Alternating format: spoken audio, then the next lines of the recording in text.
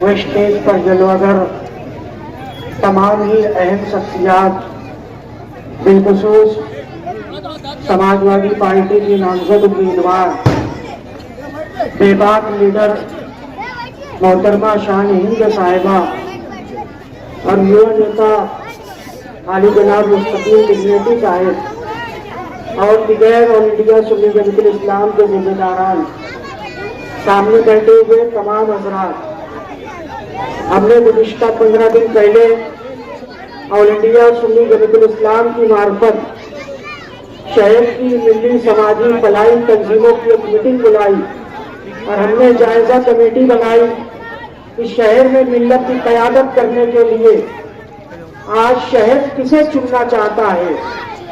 तो हमने शहर की तमाम तंजीमों से, फलाई तंजीमों, समाजी तंजीमों से, अहम शख्सियात से, नौजवानों से मशवरा करते हुए हमने शहर में तब्दीली की लहर देखी और उस तब्दीली की लहर में मोहतरमा शान हिंद साहिबा का नाम आया। तो हमने कल प्रेस कॉन्फ्रेंस लेकर और इंडिया सुन्नी जमीयत इस्लाम और दिगर फलाई समाजी तंजीमों की जानिब से हमने भरपूर ताईद हिमायत की कि मिल्लत की आज सबसे बेबाक क़यादत करने वाली निहाल साहब की साहबजादी जानशीन मोहतरमा शान हिंद साहिबा को इसलिए जिताना जरूरी है कि जब मिल्लत पर 12 नवंबर का मामला आया तो 12 नवंबर के मामले में बेबाक क़यादत करते हुए मोहतरमा शान हिंद साहिबा ने पुलिस की आंख में आंख मिलाकर 35 जगह धरना देकर आप बेकसूर मुस्लिम नौजवानों की नुमाइंदगी की।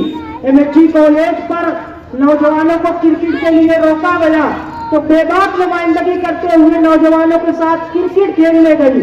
बेबाक नुमाइंदगी करने पर मुस्तकीम डिग्नेटी ने गढ़ की यात्रा में जब सरपसंदों ने पथराव किया तो कानूनी जाराचाई करते हुए उन्हें जेल की सलाखों तक पहुंचाया।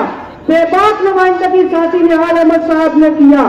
साथी निहाल अहमद साहब को हुजूर सूफिया मिल्लत ने एलानिया तौर पर जब हिमायत दी और 2019 का इलेक्शन हुजूर सूफिया मिल्लत अलैहिर्रहमतुल्लाह ने मुफ्ती मोहम्मद इस्माइल कासिमी साहब को हिमायत नहीं दी थी, जनता दल सेकुलर को हिमायत दी थी और जनता दल सेकुलर ने मुफ्ती मोहम्मद इस्माइल कासिमी का हाथ मजबूत किया था। उस वक्त के हालात थे।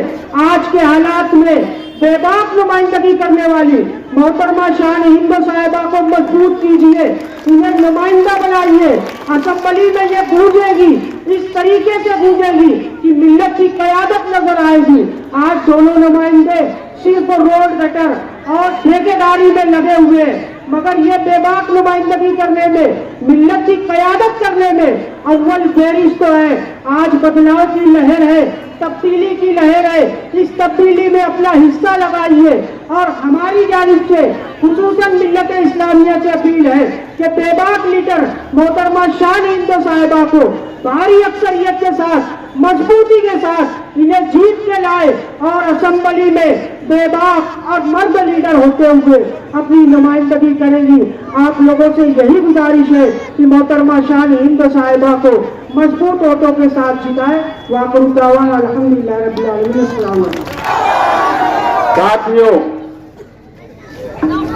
आज के जलसे के सदर शेख मुस्तफा साहब और स्टेज पर बैठे हुए महल्ले के और शहर के सरकर्दा अफराद नूरुल ऐन साबरी साहब और उनके साथ दिगर तंजीम के जिम्मेदारान और मेरे सामने हजारों का मजमा इस बात की गवाही दे रहा है कि ये शहर तब्दीली चाहता है।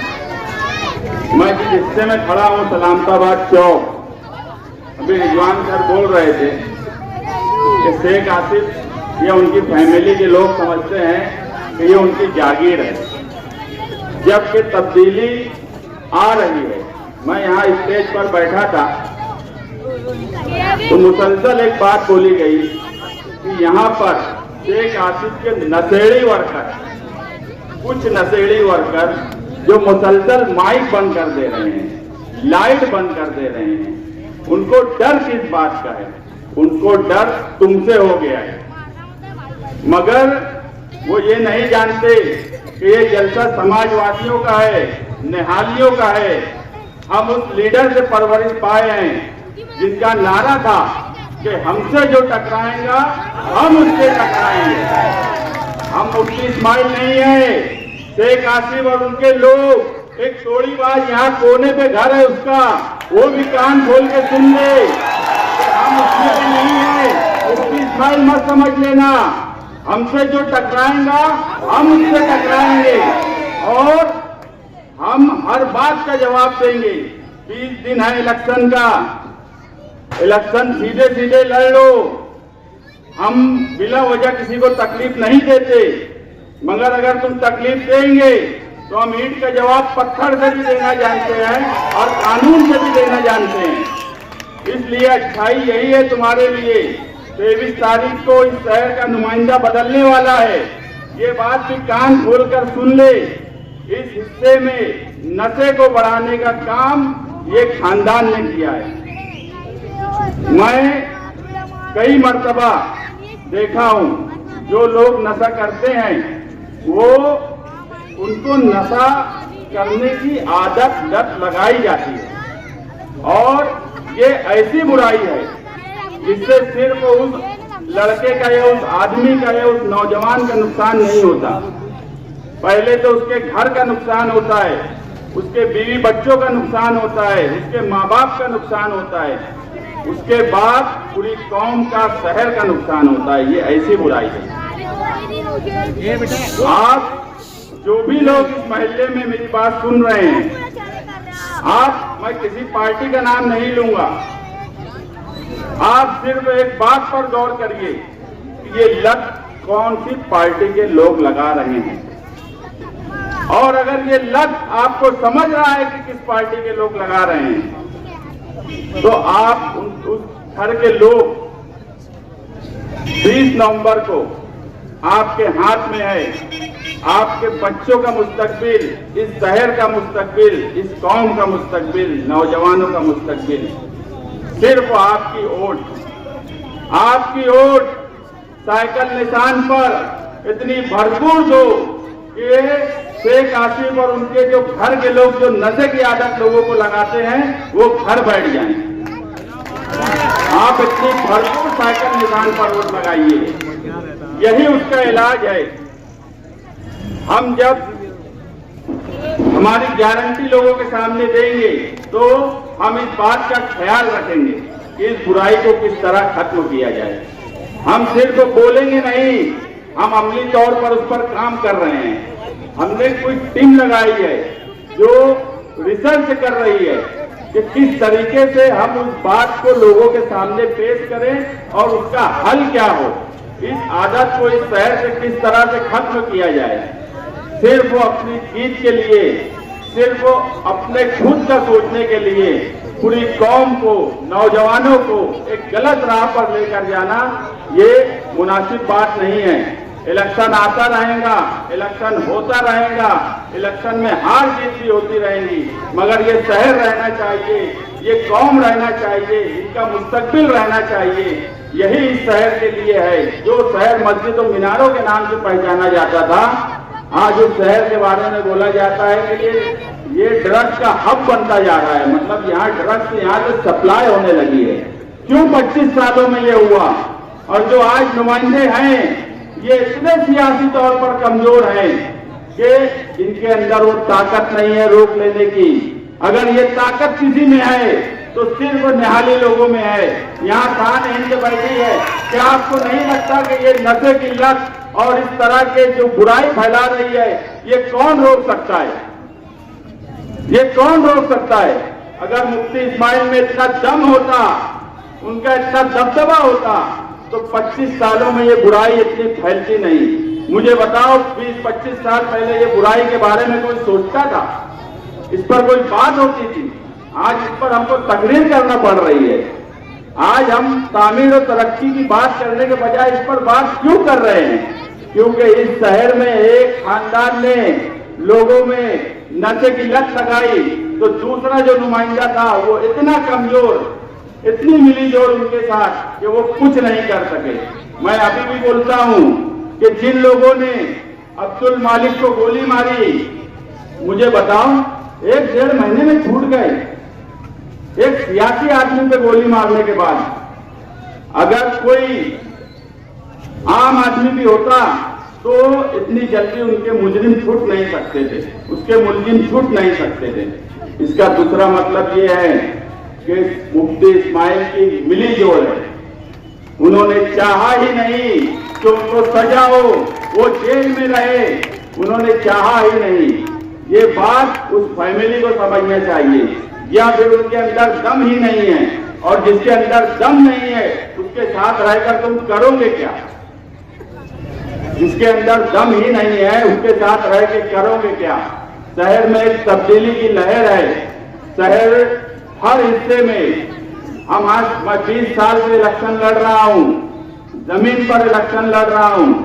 जो बदलाव मुझे पूरे शहर में इस मर्तबा देखने को मिल रहा है, मैंने 2004 में नहीं देखा, मैंने 2009 में नहीं देखा, मैंने 2014 में नहीं देखा। अगर मैं सलामताबाद चौक में हूं और ये हजारों का मजमा है तो ये तब्दीली की अलामत है। लोग बेजार हो गए हैं इन मिली जोड़ से, इस 25 साल की बुराई से। शहर तामीर और तरक्की के नाम पर तरस रहा है। आप देखेंगे कि मालेगांव आउटर मुसलसल तरक्की की तरफ चला गया, और मालेगांव का सेंट्रल जिस हिस्से में मैं खड़ा हूं, ये हिस्सा आप देख लो, यहाँ पर आने के लिए कितनी तकलीफ होती है। एक रोड सही से नहीं बन पाई। आज भी हम रोड और गटर की बात करते हैं स्टेज से, ये मुझे मुनासिब ही नहीं लगता कि असेंबली का इलेक्शन लड़ रहे हैं वो और हम स्टेज से रोड की बात करें। मगर मजबूरी ये है कि हमें चलने के लिए रोड नहीं है। जबकि बात 25 साल के बाद ये होना चाहिए थी कि यहाँ पर एजुकेशन के लिए कोई बड़ा कैंपस क्यों नहीं बना। यहाँ बात ये होना चाहिए थी कि हेल्थ के लिए कोई बड़ा हॉस्पिटल क्यों नहीं बना। यहाँ बात ये होना चाहिए थी कि रोजगार के लिए कोई नई चीज क्यों नहीं यहाँ पे लाई गई। ये सब बात इलेक्शन के, असेंबली इलेक्शन के स्टेज से, कैंपेनिंग से होना चाहिए। मगर मजबूरी ये है कि इन लोगों ने 25 साल में हमें बुनियादी सहूलत से ही महरूम रखा, बुनियादी सहूलत भी नहीं दी। तो आज एक आम आदमी, अगर मैं कहीं जाता हूँ कहीं पर, तो लोग बोलते हैं यार हमारे घर के पास की रोड बना दो, हमारे घर के पास की गटर बना दो। पानी नहीं सही से आता, पानी गंदा आता है, पानी 2 दिन नहीं आता, पानी का सिस्टम सही नहीं है, 4-4 दिन नहीं आता। ये असेंबली के टॉपिक नहीं है, मगर मजबूरी है लोगों की भी कि उनको बुनियादी सहूलत से जानबूझ के महरूम रखा गया।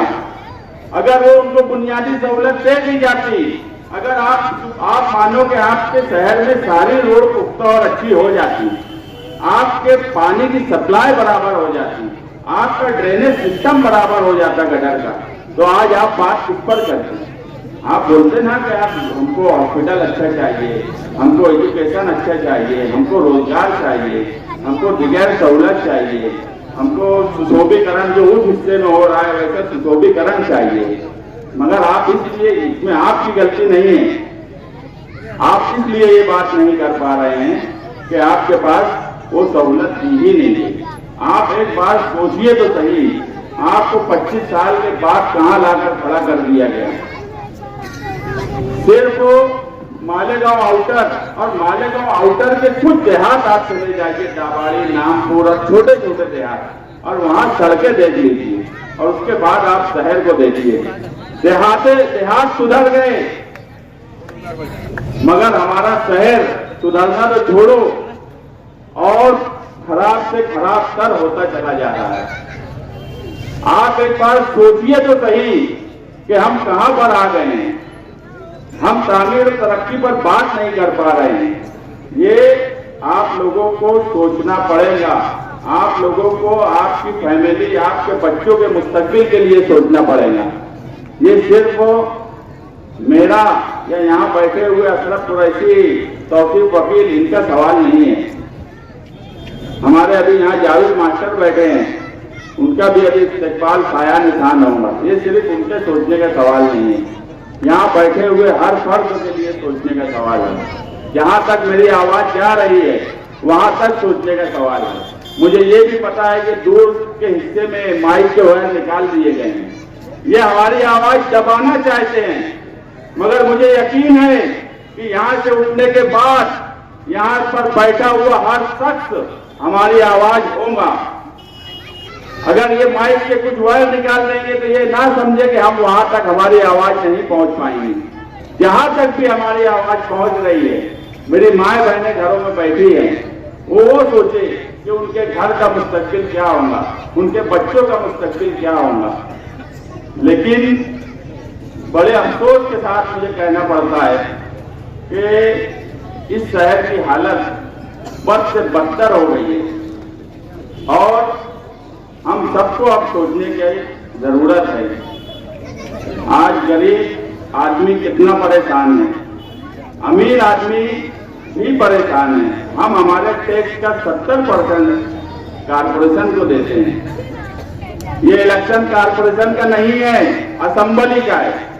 मगर अगर कारपोरेशन को 70% टैक्स देने के बाद दादा भूसे कारपोरेशन का मेंबर नहीं है, दादा भूसे असेंबली का मेंबर है, उसके बाद अगर वो फंड उस तरफ लेकर चला गया, तुम्हारी सारी सहूलियत उस तरफ लेकर चला गया, यहां तक कि तुम्हारे मालेगांव सेंट्रल में एक नेशनलाइज बैंक उसने रहने नहीं दिया, तो ये वो कारपोरेशन का मेंबर नहीं था। अगर आपने 20 तारीख को शान हिंद साइकिल निशान पर भरपूर वोट दिया, तो हम आपसे एक वादा करते हैं कि मालेगांव सेंट्रल का हक हम आपको दिलाकर रहेंगे। यहाँ का 70% का हिस्सा जो है उसको 80% कैसे करें वो भी हम करेंगे। और 80% इसलिए करेंगे कि 25 साल से जो नाइंसाफी हो रही है, पिछले 10 साल से हमारा जो बजट उस हिस्से में गया है, अब तो सूद के साथ वसूली भी होगी। अब सिर्फ जो है वही नहीं लेंगे, अब सिर्फ जो है वही नहीं लेंगे, अब सूद के साथ वसूली होगी। जो गया है वो भी वसूल के लाएंगे, जो है वो तो उनके बाप नहीं लेके जा पाएंगे। मुफ्ती इस्माइल मत समझना कमजोर और बिल्कुल कमजोर और जिसको कुछ भी सियासी समझ नहीं है, ऐसा मत समझना।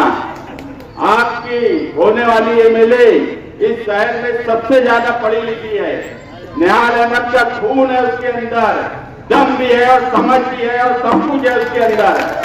मुफ्ती इस्माइल के इतना कमजोर मत समझना, कुछ लेकर चले गए तो वापस नहीं ला सकते, जो है वो भी रहेगा, जो लेकर गए हैं वो भी लेकर आएंगे।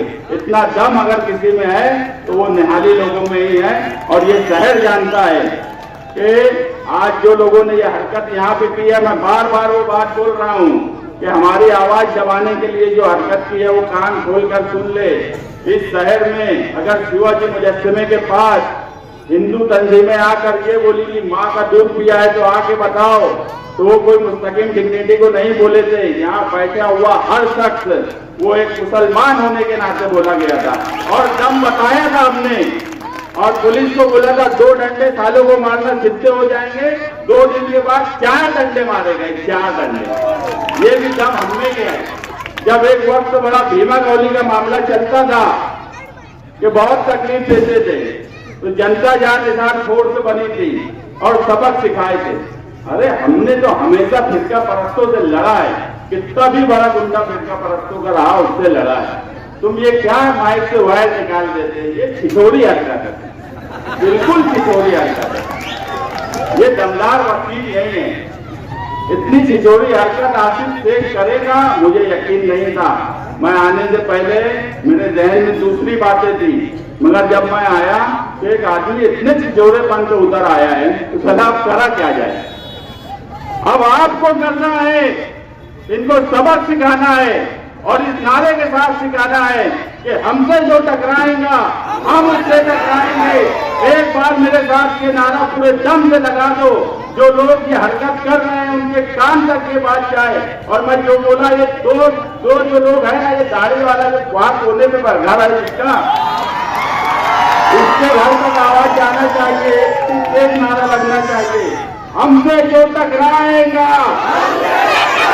हमसे जो टकराएगा, हमसे जो टकराएगा। बहुत बहुत शुक्रिया, बहुत बहुत शुक्रिया। अल्हम्दुलिल्लाहि रब्बिल आलमीन वस्सलातु वस्सलामु अला अशरफिल अंबिया हबीबिल मुख्तार। काबिल सद-ए-एहतराम मौजूद बावकार हाज़रीन, और जहाँ तक मेरी आवाज़ जा रही है, इस्लाम की मुक़द्दस शहज़ादियों, मेरी माँ बहन बेटियों, हमारे अपने शहर में 20 नवंबर को इलेक्शन होने जा रहा है। हालात बदल रहा है। इंशाअल्लाह ताला हम जो माहौल देख रहे हैं, हालात बदल चुके हैं और मोहतरमा शान हिंद साहिबा 1 लाख वोट पाने वाली है। इसीलिए ये वार काटे जा रहे हैं। इनके तंबू में घबराहट है, इसीलिए वार काटे जा रहे हैं। मेरे अजीज दोस्तों, मेरे भाइयों, 99 में मुफ्ती मोहम्मद इस्माइल दारुल उलूम मोहम्मदिया से फतवा देते हैं मोहतरम शेख रशीद मरहूम के हक में। आज लोग कहते हैं अच्छाई और बुराई का इलेक्शन। मैं शहर की आवाम से, और मेरी आवाज जहाँ तक जा रही है, मैं पूछना चाहता हूँ कि मुफ्ती मोहम्मद इस्माइल किस जबान से कह रहे हैं कि अच्छाई और बुराई का इलेक्शन है? मुफ्ती साहब, बुराई को तुमने बढ़ावा दिया है, शेख रशीद खानवाने को तुमने ताकत दी है, तुमने भटका दिया था शेख रशीद को। और आज तक कारपोरेशन में, चाहे वो मोहतरमा ताहिरा मियां बनी हो या शेख रशीद बनी हो, तुमने उनको कारपोरेशन में ताकत दी है। तुम किस मुंह से बात करते हो? तुम दोनों एक सिक्के के 2 रुख हो। तुम आराम को बेवकूफ बना रहे हो। मुफ्ती साहब, मछेरे के लिए हेलीकॉप्टर मंगाए, शेख आसिफ बोले मैं मंगाया, मुफ्ती साहब बोले मैं मंगाया, और कोर्ट ने 25,000 रुपए जुर्माना दिया। बताओ इन झूठों से। मालेगांव के लोगों, आज 50 साल के बाद मोहतरम मुकाम आशा आपा के बाद मालेगांव में 2 मोछ वालों से एक चूड़ी वाली आई है मुकाबला करने। 2 मोछ वालों से एक चूड़ी वाली आई है मुकाबला करने, जो भाइयों को ताकत देगी, बहनों की आबरू बचाएगी। ऐसी तलवार चलेगी कि ये जो 2 हरे झंडे आए ना, इनकी कुंडी के लड्डू में देखो, खुदा की कसम अंदर से भगवा है, भगवा। एक कहता है मेरा दादा भूसे से अच्छा है, और दूसरा अजीत दादा से अच्छा है। तो बताओ दोनों किसके साथ है? दोनों सिंधे के साथ है। और सिंधे कहता है अल्लाह के रसूल की तौहीद करने वालों के बारे में, ये रामगिरी का कोई बाल बीका नहीं कर सकता। मुफ्ती साहब, आपको खुदा का खौफ है या नहीं? आपने दादा भूसे से पूछा नहीं, बल्कि दादा भूसे के जूते पे पालिश कर रहे थे। शर्म आनी चाहिए। मेरे अजीज दोस्तों, मेरे भाइयों, याद रखो, अपने अपने घर में पहुंचो और अपनी बहन को देखो, अपनी बेटी को देखो, अपनी माँ को देखो। आपका सुकून माँ है, आपकी बहन आपकी आबरू है। ये भी हमारी बहन, हमारी बेटी, जो किसी की माँ है, किसी की बहू है, किसी की बेटी है, हम सबका विकास बढ़ाएगी। क्यों? ये पढ़ी लिखी है। दोनों को घर भेजो और शान हिंदू साहिबा को असेंबली में पहुंचाओ। इंशाअल्लाह ताला बदलाव आ चुका है। अस्सलाम वालेकुम। साथियों, जनाब सदर साहब और ये अंदाज लगा देने वाली आवाम किस तरह हमारी रैली से अंदाज लगी थी, उस अंदाज में आज के जलसे ने शोला भड़का दिया।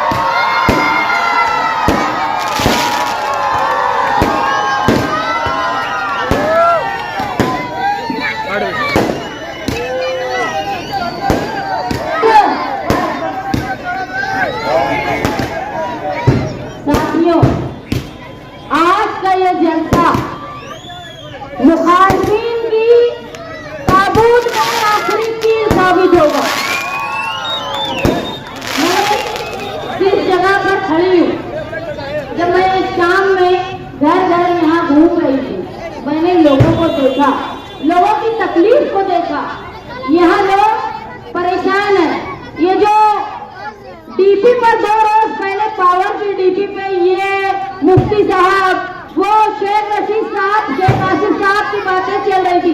आज मैंने देखा वो डीपी आज भी बंद है। सिर्फ तकरीर और भाषणबाजी 25 सालों से मालेगांव शहर में हो रही है। ये तुम्हारी ताकत है कि आज तुम यहाँ इतनी तादाद में जमा हुए हो, और ये तादाद से उनको ऐसी अंगार लग रही है कि वो तुम्हारे स्पीकर से तुम्हारे ढोंगे के वायर खींच लेते। लेकिन ये निहाली दबदबा, ये समाजवादी सोच के लोग किसी अंटर फंटर के डर में डरने वाला नहीं है। ये इलाके के लोगों का सबसे बड़ा मसला जो था वो नशे के ताल्लुक से था। मैंने इससे पहले भी कहा कि जो लोगों को तुम नशे के धंधे में, नशे के कारोबार में फंसा रहे हो, लोगों को पूरी नस्लें खराब हो रही है इससे। तुम समझो कि अगर आज किसी का बच्चा, कोई लड़का नशा करता है तो आज तुमको एहसास नहीं हो रहा, लेकिन आगे जाके चंद सालों में ये हाल होगा कि घर से बेटी बहन जब निकलेगी तो महफूज वापस आती है या नहीं, इसका डर तुमको होगा। नशे की लानत को इस इलाके से खत्म करो, वरना तुम्हारी नस्लें खराब हो जाएंगी। और इसको बढ़ावा देने वाले वो पहले कांग्रेसी और आज जो अपने आप को बहुत बड़ा दुर्गा समझते हैं, उनकी ताकत ये है कि जब उनके घर का एक आदमी फंसा गोली में तो वो चले गए दूसरे के कदमों में गिरने। वो क्या तुमको डराएंगे? तुम वो इलाके के लोग हो जहां मुंशी अब्दुल लतीफ साहब, जहां जिगर कच्ची, जहां नवाब मुकादम, जहां पर ऐसे लोग थे, अमीर खां पठान, ये वो लोग थे जिनका टूटी बोलता था। आज तुम बता दो, तुम्हारे इलाके के लोग बता दो कि तुम्हारे इलाके के लोगों में लीडरशिप बची है क्या? अरे वो जो कोने पे जो आदमी है ना, वो बहुत बड़ा अपने आप को नेता समझता होगा। देखो इनके पास है, मैं कभी किसी के खिलाफ नहीं बोलती, लेकिन मुझे बोला गया है कि बोलो, सुनना चाहते हैं और मैं मेरे मानने वालों की बात बोलूंगी। देखो एक है मैयत मंत्री उनके पास, और दूसरा है संडास मंत्री, और वो डराने की कोशिश करता है तुमको, वो जो तुम्हारा महिला जॉब करके घर चला रहा है, उसकी हैसियत ये है। संडास मंत्री क्या सफाई करवा के घर भर रहा है तुमको मालूम है? वो तुम्हारे सामने बोलेंगे। सिर्फ मालेगांव शहर में सियासत में लोगों को तबाही की तरफ लाने का ये काम किया कर रहे हैं। मैं आज यहाँ से इस बात का वादा करती हूँ कि आप लोगों ने निहाली खून को परवान दी। आने वाले इलेक्शन में जहाँ मैं उम्मीदवारी कर रही हूँ, मुझे तुम लोगों ने चुनकर दिया, तो ये लोग, ये संडास मंत्री से लेके नशे का कारोबार करने वाले सब अपने घर में बैठ जाएंगे। ये वादा करती हूँ आपसे। मालेगांव शहर की स्कूल है, आज वो स्कूल देखो जो मुंशी जी के नाम से, उसको खंडर बना दिए, धीरे धीरे उसको भी नशे का अड्डा बनाएंगे। मैं जो खास तौर पे जावेद भाई को बोल रही हूँ, वो तुम्हारे खानदान के लोगों के नाम से है, उसको बचा लो। मालेगांव शहर की तमाम स्कूलें जो प्राइमरी स्कूल थी, वहाँ पे ये शेख रशीद का खानदान दो काम करता है। तो एक तो गाले बना के भाड़ा खाता है, या नशे का अड्डा बना देता है। ये नशे का अड्डा तुम्हारी बहन बेटियों की इज्जत से खेलेगा, तुम्हारी नस्लों के साथ खेलेगा। इनको अपने शहर से भगा दो। ऐसा करने वालों को, जब तुम्हारे बच्चे जब जाता है ना लड़का घर से बाहर, तो डर होता है कि कोई नशेड़ी उसको प्लेट न मार दे, उसका मोबाइल, उसका पैसा, मेहनत की कमाई न छीन। देखो जो नस्लों को ये लोग फंसा रहे हैं नशे में, उनके घर वालों से भी मैं वादा करती हूँ कि हमारा राह जाने के बाद मैं सबसे पहले ऐसे लोग जो नशे में मुलविस है, उनको कोई ऐसा कारोबार देंगे, हलाल कारोबार, कानूनी कारोबार, कि वो ये फालतू काम और गैर कानूनी काम छोड़ देंगे। दूसरा, जो नशे में मुलविस लोग हैं, उनके लिए समझ लो, अगर तुम समझते हो सिर्फ इलाके की औरतें और बहनें महफूज नहीं है, ऐसा नहीं है। जो नशे का एकदम आदी हो चुके हैं उसके लिए बहन में, माँ में और बीवी में कोई फर्क नहीं रहता। मैंने देखा है ऐसे नशा करने वालों को जो औरत को औरत समझ के भूल जाते हैं कि माँ है कि बहन है कि बीवी है। इन लोगों को सीधी राह पे लाने के लिए, उनकी आदत छुड़वाने के लिए मैं नारकोटिक कंज्यूमिंग कंट्रोल असाइलम और ट्रॉमा सेंटर बनवाऊंगी ताकि ये लोग भी नस्लें खराब होने से हमारी बदल जाए। मालेगांव शहर की जो माँ और बहनें हैं उनसे मैं अपील करती हूँ कि आप लोग अपनी आने वाली नई नस्ल, अपनी बेटियां, अपनी बहनें, अपनी बहनों की इज्जत बचाने के लिए नशे की लानत को खत्म करने में मेरा साथ दे। आज मैं अपने वालिद के बगैर, मेरे भाई के बगैर सिर्फ आप लोगों की ताकत पर इलेक्शन लड़ रही हूँ। आप लोग मेरे साथ हैं ना? और हम सब मिलके ये गैर कानूनी काम करने वालों जो एक खानदान गैर कानूनी काम कर रहा है और दूसरे नेता जो अभी ऐवान में कभी आवाज नहीं उठाए, उनकी ताकत नहीं है कि वो कभी ये गुंडागर्दी करने वालों को रोक पाए। अब जब वो तुम्हारे पास वोट मांगने आए हैं ना कि इनकी गुंडागर्दी मैं खत्म करूंगा, तो ये 5 साल भी तुम ही थे, क्या किए? खत्म कर पाए? इससे पहले भी 5 साल रहे। उल्टा मालेगांव शहर में गैर कानूनी काम, नशे का कारोबार, सट्टा, जुआ और जो हमारी तालीमी स्कूल थी उसको खंडर बना के जुए, सट्टे और नशे का अड्डा बनाने में चाहे एक खानदान जिम्मेदार है तो उसको रोक नहीं पाने का जिम्मेदार मुफ्ती इस्माइल साहब हैं। उनका मुंह नहीं है कि वो आप लोगों से वोट मांगे। और जो लोग ये समझते हैं ना, अगर कोई तुर्रम खान होगा वो ये समझता होगा कि मैं नशे का आदि लोगों को बना के हमेशा राजा बना रहूंगा, तो ऐसा नहीं है। हर मजहब बोलता है कि जैसी करनी वैसी भरनी। तुम जो कर रहे हो ना, ऐसा न हो कि ये चिंगारी तुम्हारे घर में आग बन जाए। तुम चचेरे भाइयों को लगा रहे हो काम में, तुम्हारी औलाद ना इसमें फंस जाए, अल्लाह ना करे फंसे। लेकिन ये अल्लाह का कानून है, जैसी करनी वैसी भरनी। बच के रहो। देखो ऐसा ही होता है। प्रमोद महाजन जो थे ना बीजेपी के लीडर, बहुत बड़े सियासत का, बहुत तुर्रम खान थे, लेकिन उनके ही भाई ने उनको गोली मार दिया था। इसलिए डरो अल्लाह के कहर से। तुम लोगों के घर की नौजवानों को खराब कर रहे हो, ऐसा ना हो कि तुम्हारा घर भी इससे महफूज न रहे।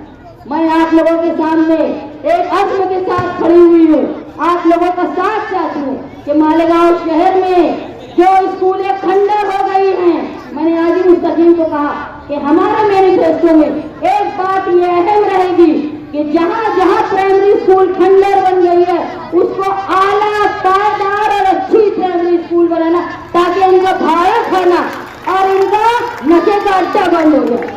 और जो पहली से 7वीं तक का निजाम है उसको 10वीं तक का निजाम करना। मेरी माँ बहनें, जब मैं यहाँ घूम रही थी तो मैंने देखा कई औरतें नक्श काटने का काम करती है औरंगाबाद में, तो वो अगर मामूली पैसे में काम करती है। उनको ऐसा रोजगार देना कि माँ बहनें अपने घर में बैठ के इज्जत से, जिनके शौहर नहीं है, जिनके घर में कफालत करने वाला नहीं है, वो इज्जत से अपने बच्चों को कफालत कर पाए, ऐसी पॉलिसी मालेगांव में ला के खवातीन को रोजगार दिया जाएगा, ये कोशिश मैं करूँ। तुम्हारे यहाँ जो हॉस्पिटल वो तुर्रम खान मुफ्ती साहब बचा नहीं पाए ना, उसको वापस लाने का काम मैं आप लोगों की ताकत के साथ करूंगी, ये वादा करती हूँ। तुम्हारे घर के मरीजों को धूलिया, नासिक, बम्बई ना जाना पड़े, इसका काम मैं करूंगी। जो लोग पावर लूम के अलावा दूसरी सनत के लिए काम कर, दूसरे रोजगार चाहते हैं, वो अखिलेश यादव साहब से मांग करके मालेगांव शहर में कोई ऐसा प्रोजेक्ट ला के मालेगांव शहर के नौजवान कुछ नौकरी करने दूसरी जगह न जाना पड़े, वो अपने शहर में नौकरी करे, इसके लिए कोशिश करूंगी। आप लोग सब यहाँ आए, जिस इलाके में मैं तकरीर कर रही हूँ, जो लोग बिरादरी के नाम पे हमारे टुकड़े करते हैं ना, उनसे मैं पूछना चाहती हूँ, ये रौनकाबाद की बस्ती को 7/12 के उतारे का मालिक बनाने वाला निहाल अहमद है। एक घर बता रहे शेख रशीद, शेख आसिफ, तुमने एक घर को भी मालिक बनवाया। ये 30 साल की लड़ाई के बाद साथी निहाल अहमद ने रौनकाबाद में रहने वालों को उनके घर का मालिक बनाया, और आज वही निहाल अहमद की बेटी तुम्हारे सामने वो हक मांगने आई है, मेरे बाप की वोट मांगने में आई हूँ। 30 साल साथी निहाल अहमद ने साथ दिया आपका। इस मर्तबा भले साथी निहाल अहमद नहीं है, पूरा सरकार नहीं है, लेकिन मैं आपके पास आई हूँ, जिस घर में तुम रहते हो ना, उसका मालिक निहाल अहमद ने बनाया है। उसकी बेटी तुमसे हक मांगने आई है। मुझे वोट आप लोगों से चाहिए, और मुझे यकीन है कि मुझे वोट मिलेगी, क्योंकि मुसलमान कुछ भी हो सकता है, ऐसा फरामोश नहीं होता। और तुमको ठिकाने लगाना है जो बिरादरी के नाम पे तुम्हारी नस्लें खराब कर रहे हैं ना, अरे उनकी ताकत क्या है मालूम?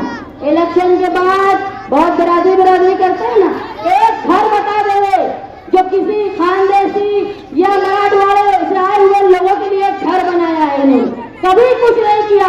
अतीक अरमान पे किसी का घर बनाया ना तो पावर चोरी के लिए और बिल का पैसा खुद खाए। ये वो लोग ये क्या बिरादरी की बात करेंगे? ये बिरादरी की बात करते हैं। 26 एंटी करप्शन पे हमला करने वाले ये एजाज बेग पे हमला करने वाले ये लोग, ये वो लोग हैं जो रिजवान सर के घर में बुज़दिलों ने हमला किया।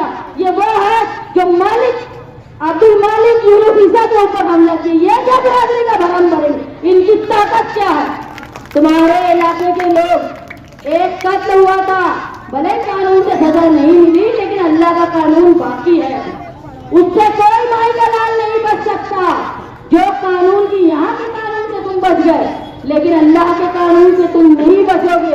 और जब उसकी पकड़ होगी ना, गिरफ्त बहुत मजबूत होगी। वहां नहीं आएगा अजीत पवार तुमको बचाने, वहां कोई अजीत पवार नहीं आएगा जब तुमको तुम्हारी औकात समझेगी। आज मैं आप लोगों के सामने कोर्ट की दरख्वास्त करने आई हूँ। मालेगांव शहर के प्राइमरी स्कूल का निजाम दुरुस्त करने के लिए, मालेगांव शहर की जो माएँ बहनें रोजगार करती हैं, उनको घर बैठे रोजगार मिले। जो नौजवान बैरून शहर बाहर जाकर नौकरी करते हैं, उनको शहर में नौकरी मिले। जो लोग नशे के व्यापार कर रहे हैं, उनको सुधार के हलाल कमाई करने का मौका मैं आप लोगों के साथ मिलकर दूंगी, ये वादा करता हूँ। मालेगांव शहर में अच्छे अस्पताल का इंतजाम हो, ये कोशिश मैं करूंगी। और सबसे बड़ा है हमारा दबदबा, हमारा दबदबा, ऐसा दबदबा कि मालेगांव शहर की पुलिस की हिम्मत न हो कि किसी बेगुनाह मालेगांव शहर की अक़लियत का किसी भी बेगुनाह पर झूठे केस में 12 नवंबर की तरफ फंसा न पाए। ये दबदबा लाने का मैं काम करूंगी आप लोगों के साथ मिलकर। मालेगांव शहर की माएँ बहनें जो हॉस्पिटल के लिए झूलिया जाती है, ये बंद हो जाएगा। मालेगांव शहर का खुद का हॉस्पिटल होगा। मालेगांव शहर के बच्चे अच्छी तालीम हासिल करें, ये कोशिश मैं आप लोगों के साथ करूंगी। और आने वाले दिनों में बेहतर रोजगार, बेहतर सेहत के साथ साथ तुम्हारी तहफ़्फ़ुज़ का इंतजाम मैं करूंगी। मैं आपसे दरख्वास्त करती हूँ कि आने वाले इलेक्शन में आप साइकिल निशान पर वोट देकर इस बात को रौनकाबाद वाले यहाँ से लेके जहाँ इतराज के तमाम लोगों से मेरी दरख्वास्त है कि साइकिल निशान की वोट देकर आप ये बता दें कि